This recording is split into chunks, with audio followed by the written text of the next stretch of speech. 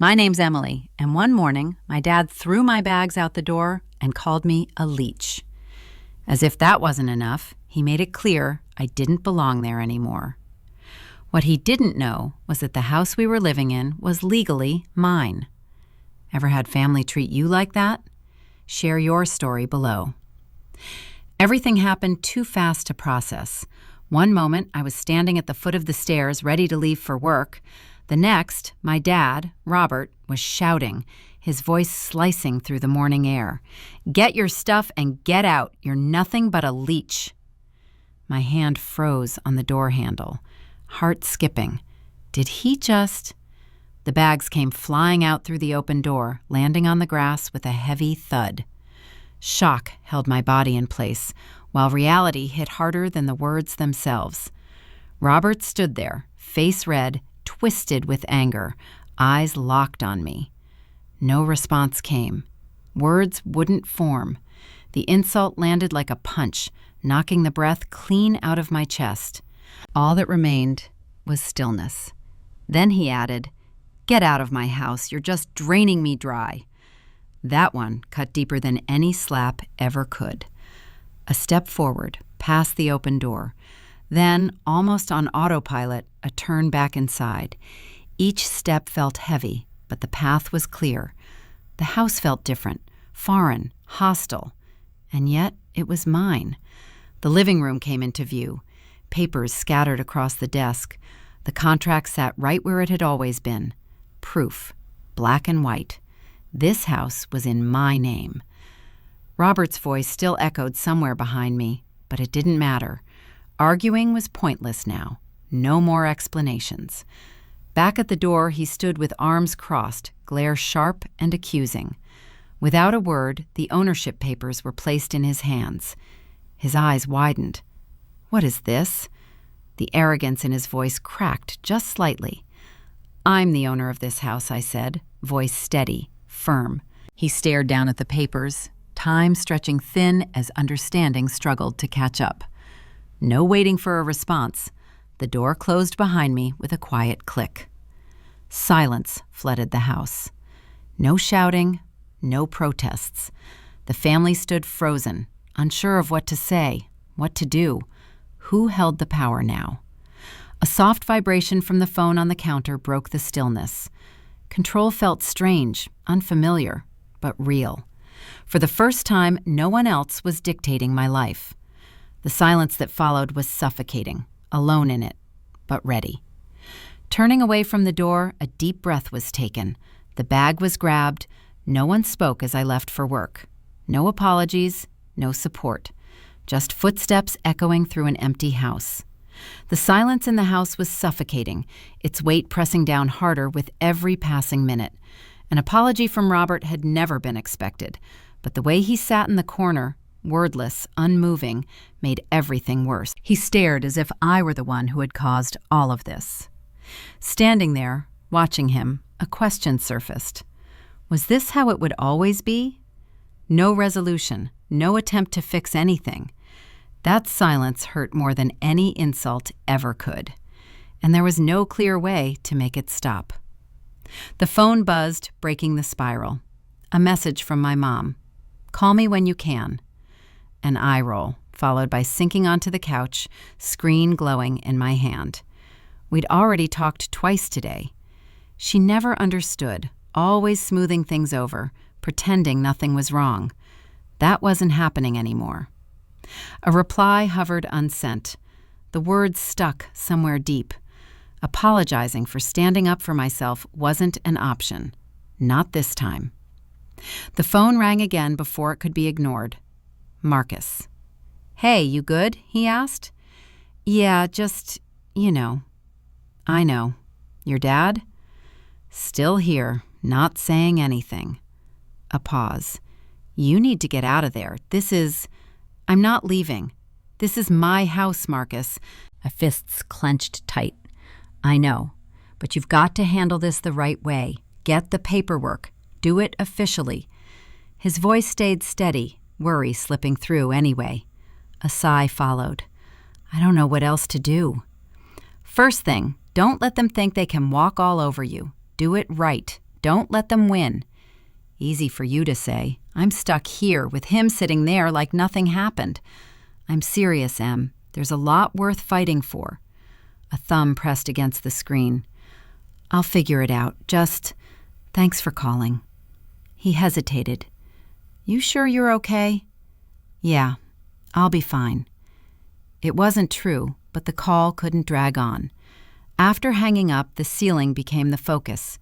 Everything felt heavier than it should have. The phone buzzed again, another message from my mom. Come over tonight. We need to talk about this.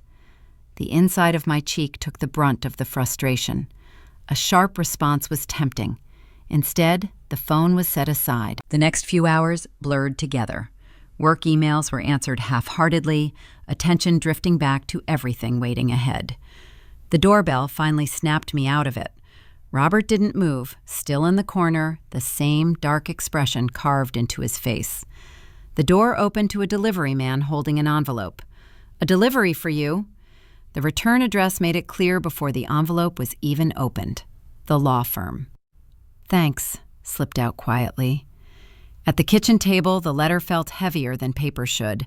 Fingers trembled slightly while tearing it open. Please review the attached documents regarding ownership of the property at address. We recommend immediate action to ensure your rights are protected. The words landed hard. Putting this off had been easier than admitting how serious it was. Now it was official. Legal action wasn't optional anymore. The letter was set down. Temples rubbed. Everything seemed to be happening at once, but losing focus wasn't an option. Control had to be taken. Standing up, the phone was picked up again, contacts scrolling past. One call would change everything. Hey, it's Emily Carter. I need to talk to someone about a property dispute. It's urgent. The rest of the day dissolved into phone calls and emails, papers to sign, documents to review, decisions that couldn't be delayed. There was no room to think about Robert's words or my family's reactions. Order was the priority. As the sun dipped below the horizon, a stack of papers sat in front of me, papers that would shape what came next. Backing down wasn't an option. It never had been. This fight wasn't just about the house anymore. It was about me. The phone buzzed again. It stayed face down. Probably my mom. Another attempt at peace. But peace at my expense was over. A deep breath. The lawyer's number dialed. The phone buzzed, a notification from my lawyer. The mess had been easy to avoid until now, but not anymore. The screen was stared at for a moment before answering. Emily, it's Brian, he said. We found some discrepancies in the contract. It's not as solid as we thought. My stomach dropped. Already treading water, and now the ground underneath was shifting. Discrepancies? There are a few issues with how the property transfer was handled. It might not hold up in court if we don't address it soon. What kind of issues? Robert might have manipulated some of the paperwork, things we didn't catch at first. Thoughts raced. Those documents had felt safe. The process had felt reliable. Now everything was uncertain. I don't understand. Are you saying I don't own the house? I'm not saying that yet, but you need to act quickly. We have to dig deeper. Eyes closed briefly, breath forced to slow. Another layer of complexity was the last thing needed. Confidence, it turned out, had been misplaced. Robert hadn't just taken control. Guard had been let down. The call ended, leaving a hollow pit in my stomach. Pressure closed in from every direction. Calls came from my mom, then my sister, then distant relatives, each with opinions on what should or shouldn't be done. You need to forgive him, Emily, my mother had said earlier. This is family. Don't make things worse. Hands shook as the phone was dropped onto the counter. Why was this so hard for them to understand? The pieces had been left behind for me, and no one else seemed willing to see it. This had to be handled smartly. Waiting would only make it worse. Letting it slide wasn't an option anymore. Another hour passed, and the lawyer's office came back into view. Brian was already waiting, papers scattered, expression tight. Here's the deal, he said before I even sat down. If we don't fix this, Robert could try to take everything. He might claim the ownership is invalid. The world felt like it was closing in. A lifetime of cleaning up family messes, and now everything that had been built was at risk. Fingers dug into the edge of the desk, searching for something solid. What do I do now? We move fast. Get the paperwork straight. Court might be unavoidable, and it won't be cheap. Do whatever it takes, came the reply, firmer than expected. Just make sure I don't lose this house. Brian nodded. I'll start immediately. We may have to confront Robert directly. The sooner, the better. Leaving the office felt like stepping into a storm. Standing up for myself was one thing. This was different. This was about protecting everything that had been built from someone who should never have been a threat. The following days blurred into calls, emails, meetings without end. Every moment revolved around control, and the weight grew heavier by the hour. Still, something nagged quietly in the back of my mind. What if something crucial was missing? The phone was about to be picked up to call Brian again when an unknown number flashed on the screen. Hello? Ms. Carter, a voice asked. This is Carl from Langley Financial. I have information you may want to hear regarding a transaction tied to your property. Posture straightened, pulse quickening. What about my property? Some financial transactions were flagged. We believe you may have been misled during the original transfer of funds. The throat tightened. Holding it together was already hard, and this was a twist that hadn't been expected. What kind of transactions? A secondary loan was taken out in your name, connected to the house. It appears it was done without your knowledge, and the paperwork may have been altered. The phone was stared at in disbelief. This wasn't just about ownership anymore. It was bigger, hidden, deliberate. You'll need to come in, Carl continued. We'll give you the full details. This could change everything. Anger and fear tangled together, but one thing was clear: answers were needed. The call ended, panic surging fast and sharp. How had this happened? How had it gone unseen? Time was running out, and the next steps had to be calculated. One certainty remained: this wasn't being let go. A coat was grabbed, resolve settling in. Whatever the cost, the truth was coming out. At the door, a glance back at the house lingered. Still mine, for now. The letter from the court hit like a slap in the face. Holding it together became nearly impossible while reading through the details. A temporary suspension of ownership. Everything that had been built was suddenly hanging by a thread. The legal system was now involved, and control was slipping away fast. The paper fell onto the kitchen counter as thoughts spiraled. Escalation had come far quicker than expected. It felt like falling without anything to grab onto. Robert had played his hand carefully, and now the courts were seeing something that had gone unnoticed. The weight of it all pressed down hard. Steps carried me back into the living room, trying to collect scattered thoughts. Robert was still there, sitting in the same spot, unmoved since my return from the lawyer's office. He watched silently, expression unreadable. "Are you happy now?" came out without even looking at him. The silence that followed made my skin crawl. "What do you want me to say?" he muttered at last, voice low. "You're not the only one who's been wronged here." Wronged? Turning to face him, the voice rose despite every effort to keep it steady.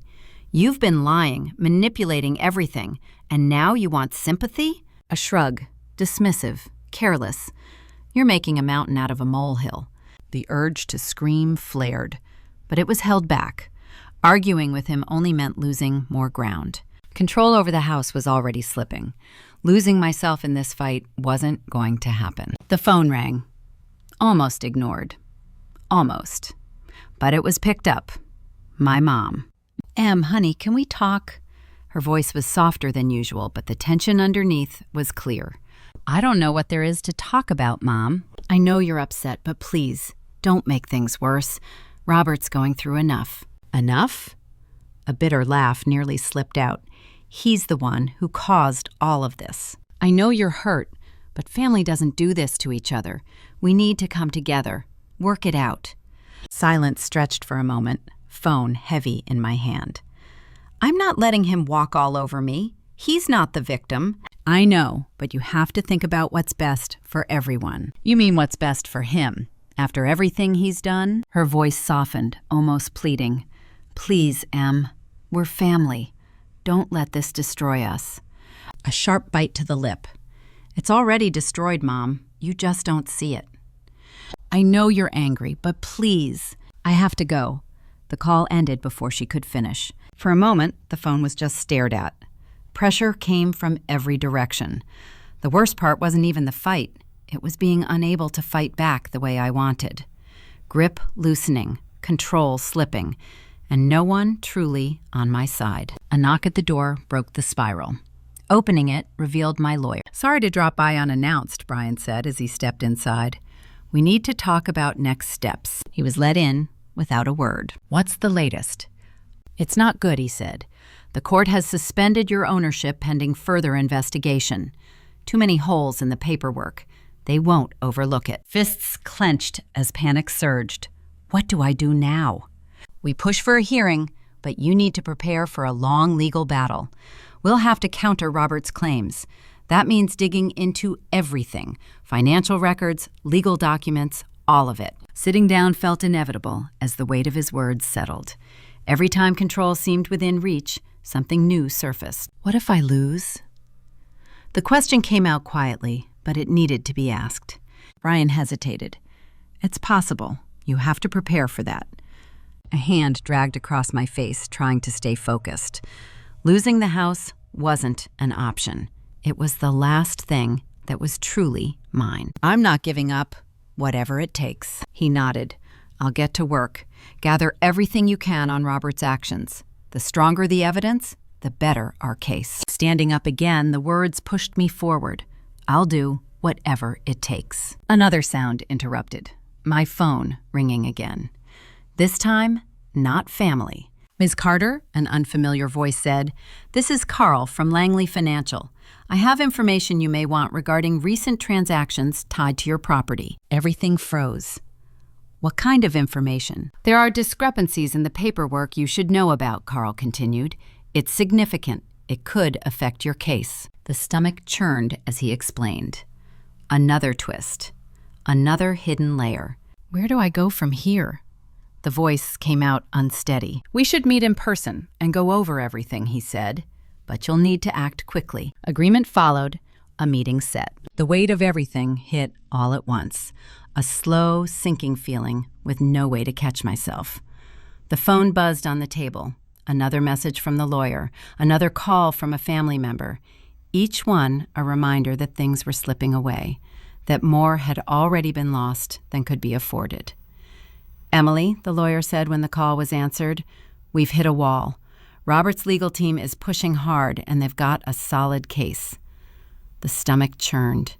It had been expected, but hearing it out loud made it real in a way nothing else had. Are you saying I've lost? Came out steadier than it felt. No, he replied, though the uncertainty was impossible to miss. But it's looking grim. We need leverage. Without it, we're stuck. The silence that followed pressed in, heavy and final. Winning wasn't possible like this. The call ended without a goodbye. No more bad news was needed. Standing by the window, the world outside felt distant, unreachable. Breathing came harder as the house, the one fought for so fiercely, slipped further out of reach. Family pressure only made it worse. Emily, please, you're making this worse, my mom had said the night before. Robert is your father. We can't tear the family apart. What she didn't understand was that nothing was being torn apart. Everything was already falling, and every attempt to hold it together seemed to cause more damage. Trust had been placed in the legal process, in paperwork, in the idea that the house was secure. But now it all felt like sand slipping through open fingers. Another call came in, this time from my sister. Em, we need to talk, she said gently. People are saying you've gone too far. Gone too far? Frustration cracked through the words. How can that be when I'm the only one doing anything? He's the one who destroyed everything. She tried to reason, talking about the bigger picture, about family, about keeping things together. A bitter laugh followed. The bigger picture isn't about staying quiet and letting him get away with this. She sighed, asking if there was a way to fix things without destroying everything. "Then you do it," came the answer, cold and final. "Because I'm done." The anger settled into something heavier, colder. Pretending not to be at the edge was exhausting. So was being told how to fix something no one else truly understood. The truth was simple and terrifying. There was no clear path forward anymore. Decisions that once felt right now looked like mistakes, each one coming back with consequences that couldn't be undone. At the desk, documents were sifted through again, the papers heavier, the words blurred by exhaustion. Focus was gone, clarity lost days ago. Another message appeared from Brian with a new attachment. The words, "additional evidence required," sank the heart immediately. That was it. Not just the house slipping away, but dignity, strength, a future slowly unraveling. Sitting down, the walls seemed to close in, and for a brief moment, giving up felt tempting. Then the reason for still being here surfaced. This wasn't over yet. A decision had to be made. The phone was grabbed again, Brian's number dialed. "I don't care what it takes," I said. "Find me something. I'm not losing this." His response was firm but cautious. "I'll do what I can, but I need your full cooperation. This won't be easy." "I know," came quietly, eyes fixed on the scattered papers, "but there's no choice anymore." The room felt colder, hollowed out by pressure that refused to ease. Yet one thing remained impossible to shake. This wasn't the end. The call ended, a deep breath pulled in, whatever strength remained gathered piece by piece.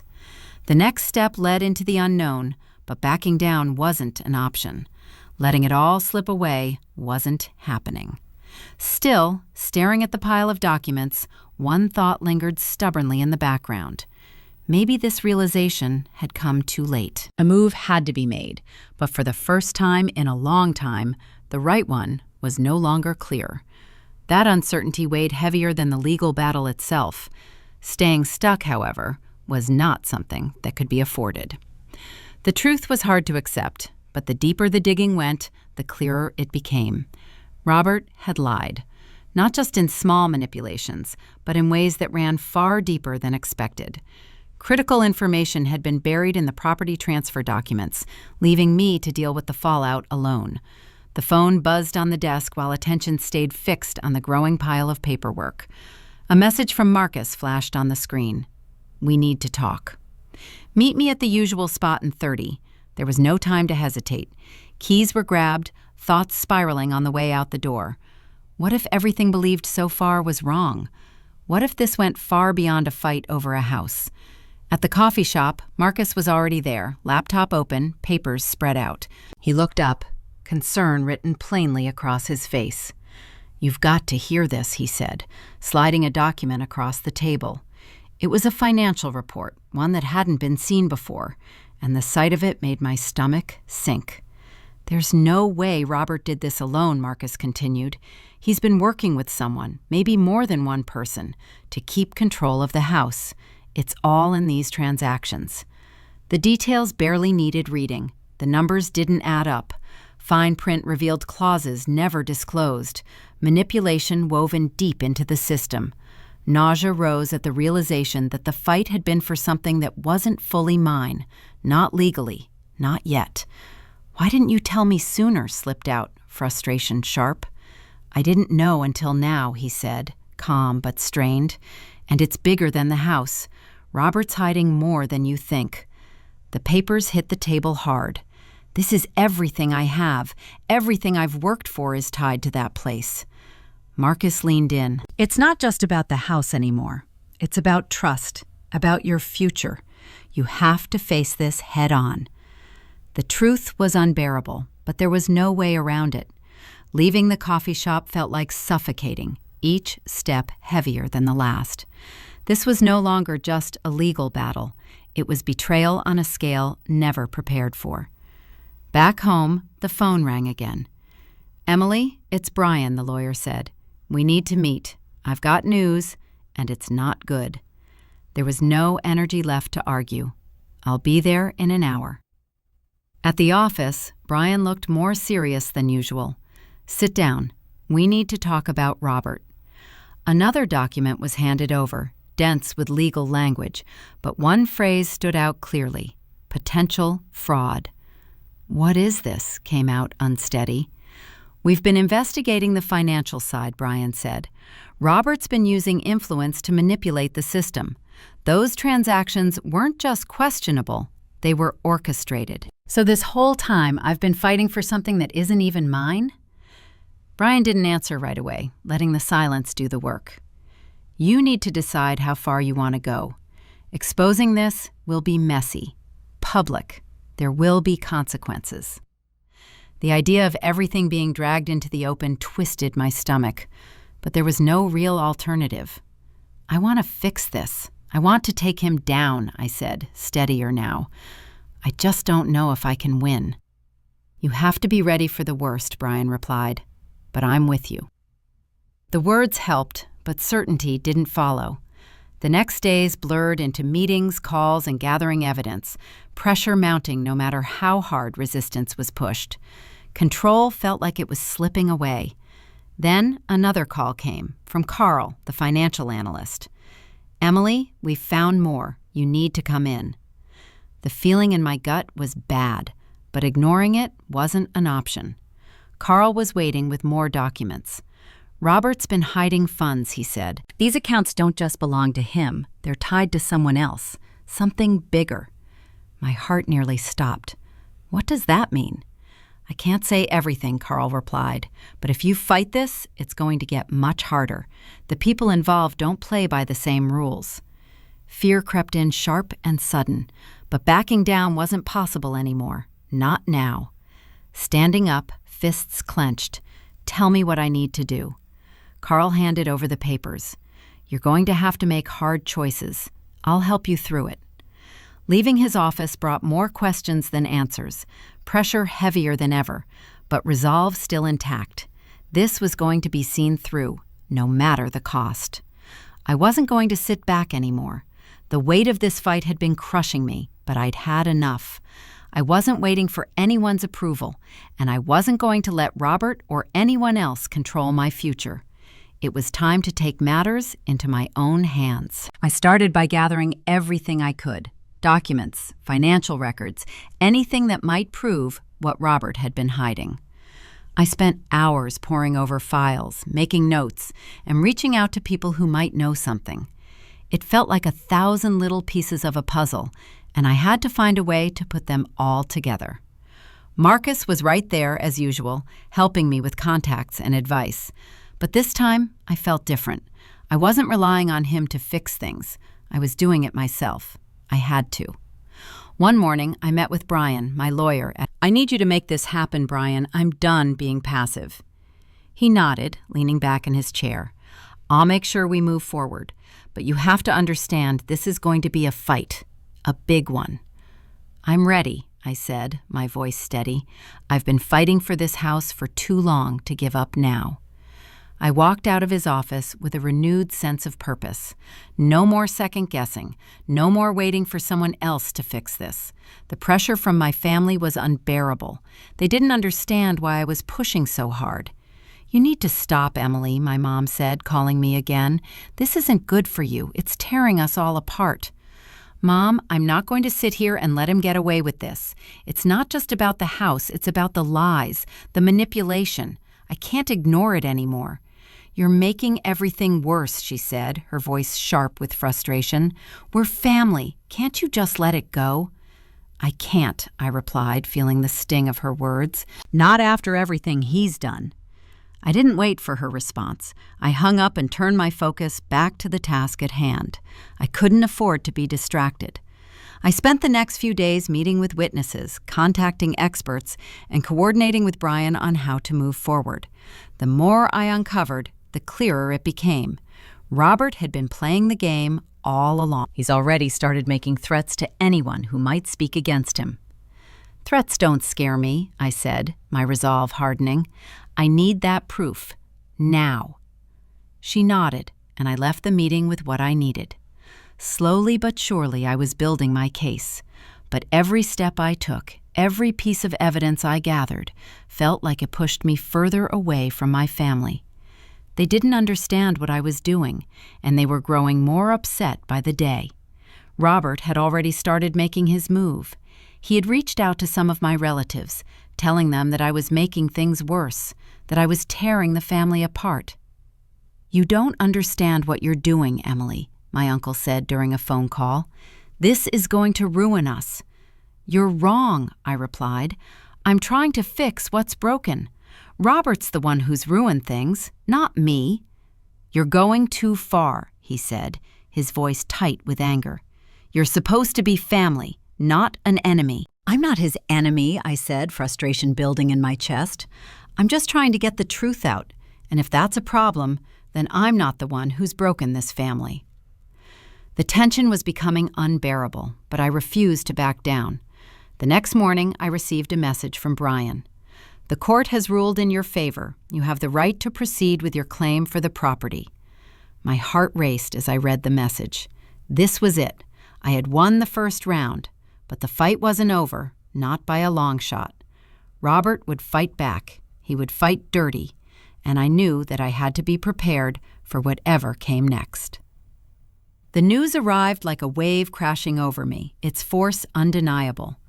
Robert Carter, my father, was facing the consequences of his actions. The court had ruled in my favor, but the cost had been far greater than I ever imagined. The fraudulent transactions he had orchestrated were uncovered, and now he had to deal with the legal repercussions. I couldn't say I was glad. I had never wished for this to happen. But there was a sense of relief in knowing that the truth had been exposed. The debts he had buried were now being addressed, and that was all that mattered. I thought I would feel different when it was all over. I had spent so many nights imagining what it would be like when I finally had control of my life again. But there was no celebration, no sense of triumph. Instead, there was an overwhelming silence that filled the spaces around me. "Are you sure you're okay?" Marcus asked me the next morning when we met for coffee. I looked at him, trying to find the words. "It's over, I guess. I just thought it would feel different." Marcus nodded. "That's how it goes. The world doesn't stop spinning just because things change." I had already accepted that. I wasn't looking for closure or redemption. What I needed was peace. And for the first time, it felt like I was beginning to find it. But even as things seemed to settle, the weight of the past still hung around me. The house was mine, but the ghosts of everything that had happened remained, lingering in every corner. The distance between me and my family was no longer something I could ignore. "I'm sorry for everything," my mom said, her voice small when she called me later that day. I had expected the apology, but it didn't bring me any comfort. "It's done, Mom. You don't need to apologize." "But I should have seen it," she continued, the guilt in her tone unmistakable. "I should have known he was doing this to you." "You can't change the past." "I know," she said quietly, "but that doesn't mean I'm not sorry." I didn't know how to respond. It wasn't about apologies anymore. It was about the damage that had already been done, and no amount of sorry could fix it. I hung up and sat in silence for a while, letting the conversation linger in my mind. I didn't want to lose my family, but I couldn't pretend things would go back to normal, not after everything that had happened. I needed a change, something that would allow me to move forward, to leave behind the weight of the past. So I signed up for a weekend hiking trip. The idea of being out in nature, away from all the noise, seemed like exactly what I needed. The next morning, I packed a bag and left the city for a while. The hike wasn't about finding answers. It was about breathing. It was about clearing my mind and finding a sense of space that wasn't defined by Robert, my family, or the house. As I climbed higher up the trail, I felt a shift within myself. There was something freeing about being so far removed from everything. I wasn't tied to anyone's expectations or demands. It was just me and the silence of the mountains. When I returned, there was still work to be done. The house needed attention. There were meetings to attend and legal documents to finalize. But I wasn't consumed by the chaos anymore. I was more grounded, more determined. I had made my peace with the situation. And though I wasn't sure what the future held, I knew I had the strength to face whatever came next. The day I finally wrapped everything up, I went to the office to clear my desk. I turned off the computer, closed the door behind me, and took a deep breath. The path ahead was mine to walk, and this time I would walk it on my own terms.